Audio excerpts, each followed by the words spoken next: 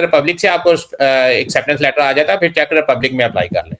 Curie है कि मैं आपको बताता हूँ, मेरी एज 30 ईयर है और मैंने बस जल्दी में आके आपसे मशवरा किए बगैर, पता नहीं था उस टाइम इटली और चेक रिपब्लिक में एज अ स्टूडेंट मैंने अप्लाई कर दिया। तो मेरी जो एजुकेशन है वो 2 इयर्स बैचलर है, 2 ईयर, 2 प्लस 2 नहीं। सही है। और मुझे सर इटली की एक यूनिवर्सिटी से एक्सेप्टेंस आ चुकी है, तो मैं ये सही। पूछना चाह रहा था कि मैं उसको कंटिन्यू करूँ या किसी और मुल्क आप सजेस्ट करेंगे कि कोई शॉर्टकट वे, मतलब किसी और यूनिवर्सिटी में अप्लाई कर देता हूँ किसी और मुल्क में?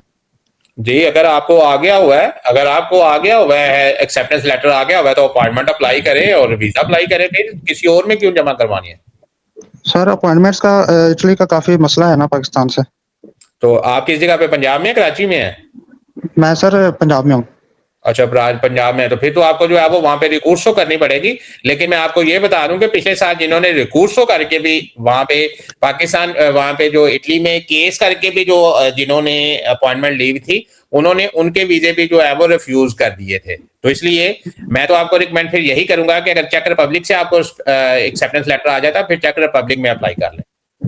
सर मेरे पास आईएलटीएस या पीटी नहीं है, तो आप सजेस्ट करेंगे मैं अगर कर लूँ तो शॉर्ट शॉर्ट टाइम में? जी, जी, बिल्कुल, जितनी जल्दी हो सके आपको ये करना चाहिए।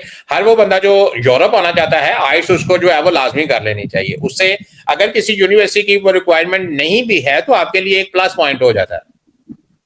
ठीक है सर। अगर आपसे मैं पूछूँ स्लोवेनिया या लिथुआनिया जैसे आप मोस्टली सजेस्ट करते हैं, तो ये मैं कर सकता हूँ, मतलब प्लस पॉइंट साथ-साथ ही?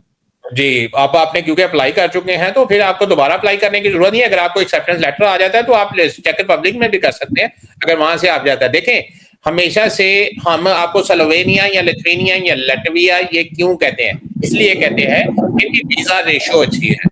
जिसकी वीज़ा रेशो अच्छी नहीं है, हम बच्चों के साल ज़ाया नहीं करवाते।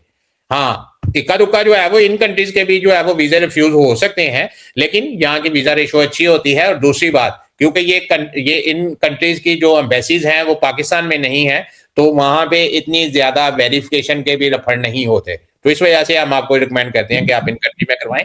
लेकिन इसका मतलब ये नहीं है कि रोमानिया के वीज़े नहीं लगते, इसका मतलब ये नहीं है कि बुल्गारिया के वीज़े नहीं लगते, इसका मतलब ये नहीं है कि चेक रिपब्लिक के वीज़े नहीं लगते, डेफ़िनिटली इनके भी वीज़े लगते हैं।